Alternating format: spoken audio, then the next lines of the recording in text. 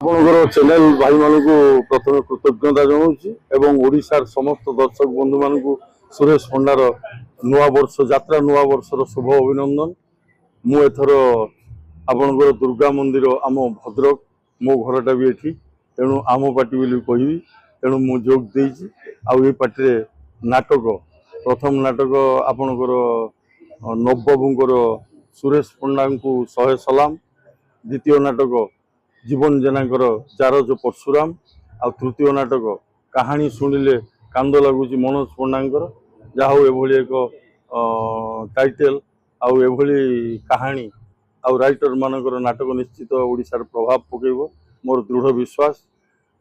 तेणु मु ओडिशार अगणित दर्शक बंधु मानक अनुरोध करुच्ची से बहु संख्यार जोग दे आम यात्रा को उत्साहित करे भावे आती कही मु रोची। नमस्कार। प्रयोजक जी होती दीपू बाबू, सी मोर तो जड़े सान भाई, बाबुली बाबू तो आम घर पाख लोक, सबू आम गाँ लोक कह गले।